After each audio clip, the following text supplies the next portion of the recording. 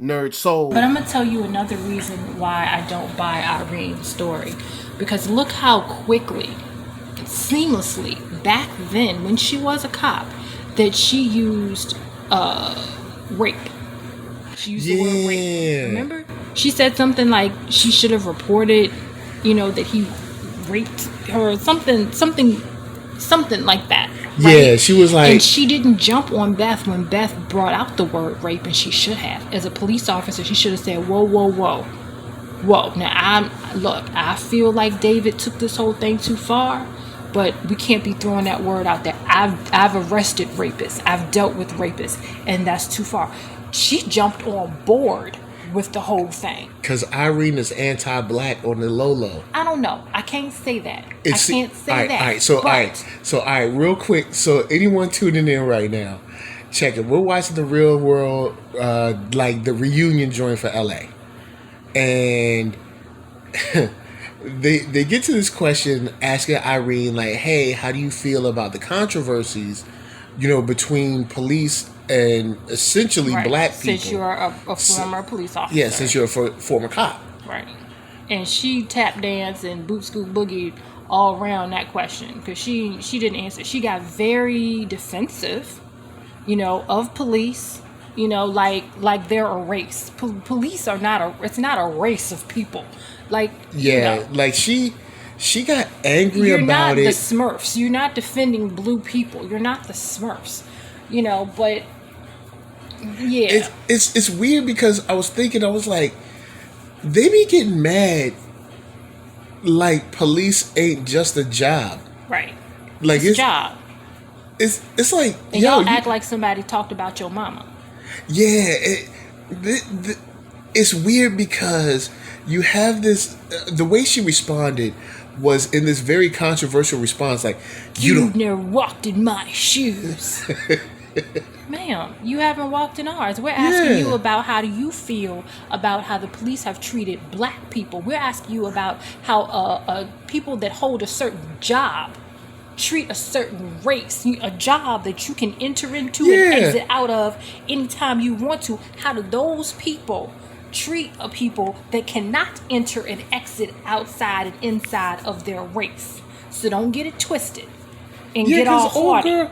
Old girl was acting like there's no, like, I had to be a cop. There was nothing else that was available for me to do. Like there wasn't like, I don't know, bank tellers or retail or being a teacher or anything. What she's saying outside of the group when they do the confession or whatever, it's like, well, I didn't stand up back then, because I know how snitches were treated. And I understand that because I've heard those things too. And she's like, well, I had a family to take care of. Ma'am, you can take care of your family at another job. Thank you. If you're working, we were talking about this, if you're working for an industry or a company, right? Let's say there's this nationwide company, and you hear that you're in, I don't know, Texas, you're in Dallas, and you hear that at the LA location, there have been 5 people that have killed black people within the last month or so, right? And then you hear that, oh my gosh, over in Mississippi, right?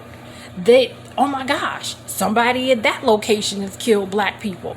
And you keep hearing about, are you going to keep working for this company? Yo, like I said, keep working for this company? No other profession would this work.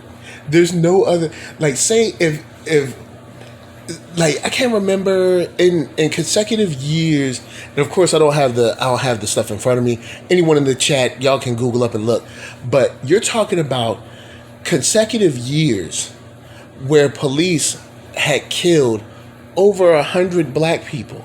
Imagine if like Dennis had killed over 100 black people one year. Like, everybody would be like, yo, what's up with Dennis right now? Right.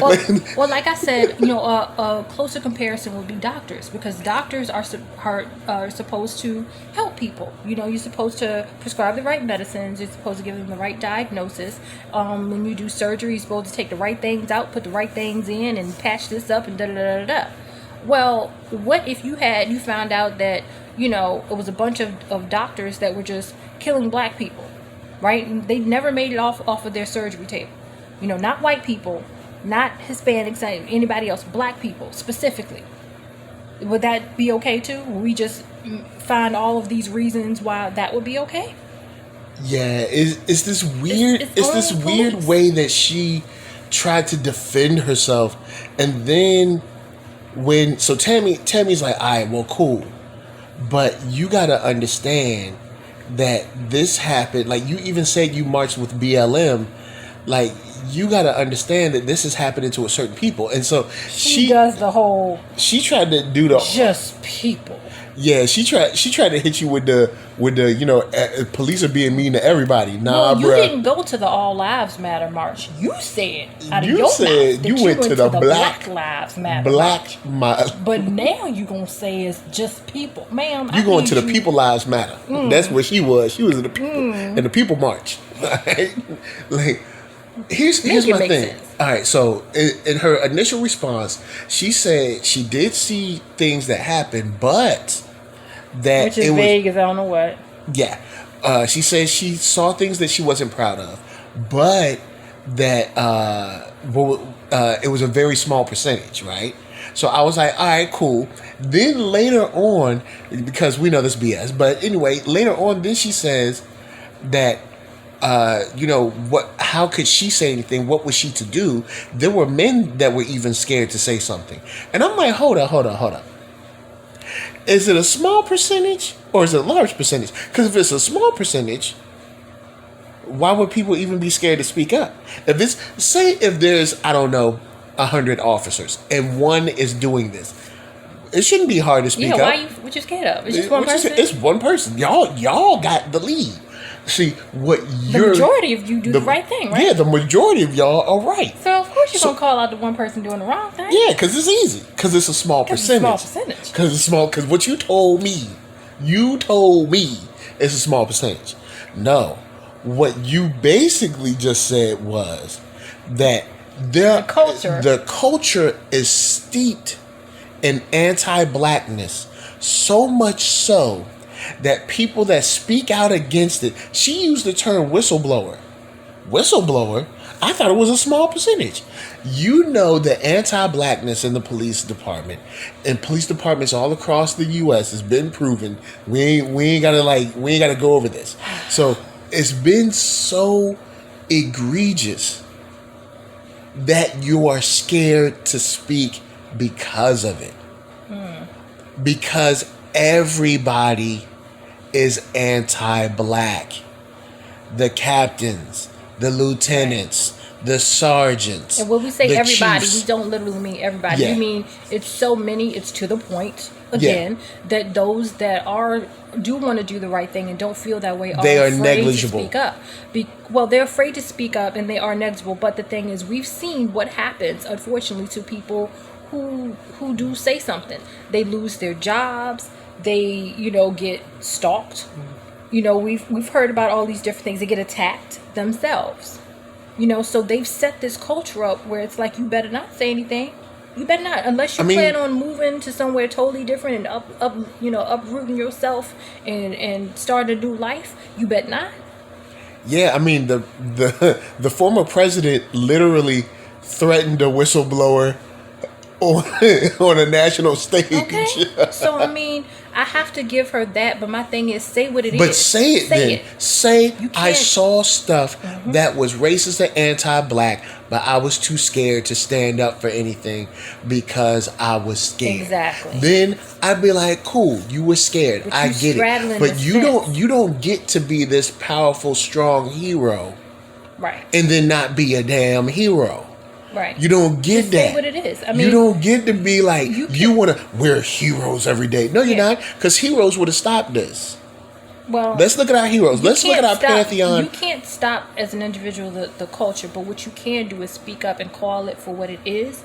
And you can say, look, I don't want to be a part of this anymore. But you choose to continue to be a part of it. Yes. So let's look at our pantheon of heroes, because the word hero is thrown around a lot. So as children, we are introduced to heroes.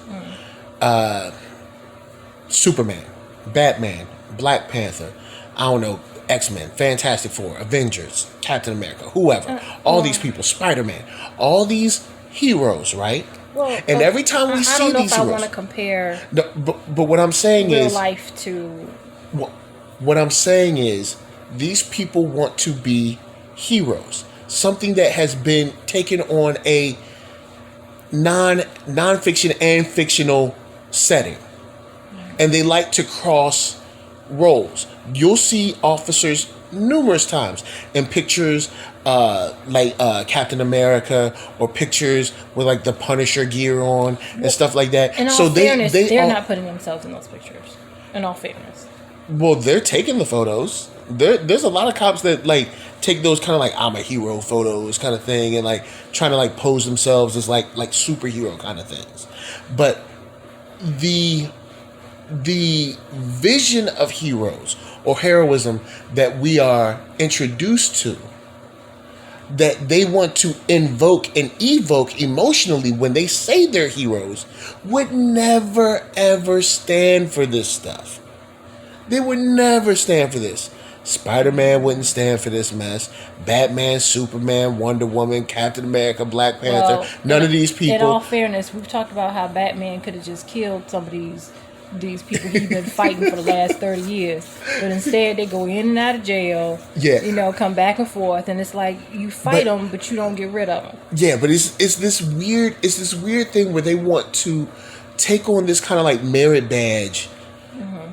And they know they're not living that life. And not saying that I want you to, you know, that I really care that you're calling yourself a hero. My biggest thing is the vision that you think that you're putting on. I don't think that you realize the hypocrisy in that. Like, oh, we're heroes every day. It's like, dude, you can't Because even... no one tells them it's an hypocrisy except the people that are being oppressed. True. So, but anyway, back to Irene though. Irene, she full of it. She's completely full of it. Tammy said... Remember I told you, I said, Tammy go call her out on this one. Remember I said... Yep, true that. And hopefully your boy David follow up. David over drunk. He don't know what day it is. So, but Tammy said, when you tell your story, you know, to your kids, don't forget the part where you didn't stand up. Where She said, they know that. You didn't tell them you that. ain't tell. Quiet. You know good and well you didn't tell your kids. Because you just were like, I marched for BLM with my son. What's that got to do with the question I just asked you? That girl, and like, now look, Irene will try to front like, oh, I'm a woman of color. Well, she never said that. Well, yeah, she'll try to throw it on if need be. But here's the thing. She ain't tell her kids that. She did not tell her kids that. She did not tell her kids, hey, yeah, I saw people being mad racist or beating people or doing things wrong to people, and I didn't say anything at all. Well, I mean, I don't know. I don't know. I really don't know. Because she may have, put it in terms of, that's just kind of how it is. There's nothing I can really do about it. But I do want to let you guys know that it is wrong. She may have taken that avenue. Yeah. That sounds like an avenue that she would take. My issue is this. I understand one person cannot change this culture that's been created throughout the country. But you continue to be a part of it. She's no longer an officer. For whatever reasons. I don't remember why she said. But my thing is, you're defending the culture. She immediately got up and defended it. Yeah, you're defending it instead of saying, I was an officer and I saw things that were completely wrong. There's a culture that has been created there. She didn't take that avenue. She immediately got defensive. You didn't walk in my shoes. Yeah, she immediately got defensive. And it's like, we're asking you how you feel about police officers killing, murdering people. And you want to get defensive about your job? Yeah. Your job? Your job. Your paycheck, ma'am. And we talk about somebody's life? Your job. Because of the color of their skin, and you want to get defensive and haughty about your job. Yeah, because that's another thing. Like, people be acting like police is more. Police is a job. It's a job, y'all. It's a job. It's a job. And to act like, to have this feeling like, oh well, you know what? I can't do anything but this. What am I going to do? You retire and get pension from being a police officer. I don't retire and get pension from being black. That's it. There's nothing. There's nothing that you can say about being an officer that will allow me to excuse you for saying nothing. If you say, well, where would I go? Find a job somewhere else. There's tons of other jobs. I could see if there was like one profession, which is cops, and that's it. All you can be is an officer. That's it. There's nothing else. Yeah. You're either participating and stay, or you're complicit and stay, or you disagree and leave. There's no in between. There's no in between. I'm sorry. Some people, it's not that easy to find another job. When you're somewhere where they murdering folks, they're murdering people. You're literally seeing people getting beat up, murdered, false charges thrown on them, all kinds of stuff every day. And once again, this happens in no other profession.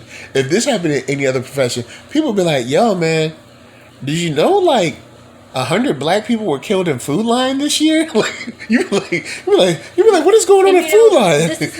This is my thing. I sit here as we're talking about this, and I think about, well, what about the black officers? And part of me is like, it's a catch-22 with some of them, and I'm gonna tell you why. Because if it weren't for there being some black officers on some of these forces, we'd have even more black people killed. Yeah, I will say the only thing is the idea that, because there is that idea like, yo, if I go in there, I can change it from the inside. I'm not even talking about changing it from the inside. I'm talking about today. If I'm here in this precinct today, and I get the call instead of Joe over here, this black man gets to live today. I can get you get it, what I'm saying? But then that's way too much stress to try to put on yourself to like, because that's stress on the other hand of trying to like, you're still trying to single-handedly save you're not really trying to save the force. You're trying to single-handedly save all the people from the force. No, you're trying to do what you can as a single person. So that's how I feel about it. I guess if we didn't have any black officers at all, it would really be bananas. It would really be bananas. You get what I'm saying? Not to say that they're going to change the culture or change the world at all, but they're doing what they can. True, and then in that case, because somebody was like, well, what we need is more. What we need is like good people to get hired. I'm like, you don't understand. To change the culture, you would have to hire like 200 people that want to do right and are willing to fight to do right. And you would have to and get rid of the ones who don't. Yeah, you would have to like hire 200 officers and then get rid of at least 100 or 200 of the bad ones. Right. Like, there's no way you're gonna, and that would have to be at like every precinct. There's no way you're gonna like change the culture with like 5 good officers. You can't bring in some rookies and think they're going to change anything, because if the captains and everybody else at the top is rotten, it doesn't. Yeah. The rookies have no power. Yeah, because they're not. The rookies aren't going to change anything Even until if they want to, they can't. Yeah, they're not going to change anything for another 5 to 10 years. Right, maybe. and they're going to be told to fall. If you want a future here, you better fall in line. Yeah, you better fall in line. You would have to essentially like hire brand new chiefs that are serious about cracking down on this stuff at every level, at every police precinct across the nation. Right, and because they have a union. Because they would have a union. Then you would have to be able to fire all of the quote bad apples. Right. Since there's only a few officers doing this, right. There's no way there's a culture about this. There's only like 2 of them. So you'd have to fire all of those guys and gals. You know what I'm saying? Like, let's not act like Amber Geiger didn't just roll in somewhere and shoot somebody. So, but old girl with Dante Wright, talking about like, oh, taser. That was just so sad. Good and well that anyway. Let's not even get into it. Anyway, Anyway, guys, bottom line, Irene, she's full of it. She didn't answer the question. She's possibly anti-black, and she definitely. I don't know about that. I know that ain't come from Lady Lisa. That came from me. Irene, if you out there, you hear this, all right? You anti-black, all right? I ain't saying your words. I'm talking about your actions. All right. And also, I know good and well you ain't tell your kids that you ain't did nothing. You know she told her kids that she was like a hero and stuff. I'm going to work today, kids, to be. She did that. She was, yo. Tell her kids. Here's why. Because her kids probably just think she's a hero. She didn't announce to her kids, you know, I'm a hero, right? I don't think she did that. Her kids might think she a hero and she ain't stopping them. What's she gonna say? You know I ain't worth poop. Like, maybe she should. Why? Who's gonna? Are you gonna tell your kid that? I'm not going to work where people are killing people and like just standing by and watching. You would tell your kid, well, you know, son, I really ain't worth nothing. I just want to be honest with you. No one's gonna say that. Yes, they will. I'd say if I was Jeffrey bad, Dahmer wouldn't say that. If I was bad, I'd be like, look, I'm bad. All right. But see, I ain't bad, so I ain't got to worry about that. Anyway, goodbye, y'all. Anyway, we love all y'all. Peace.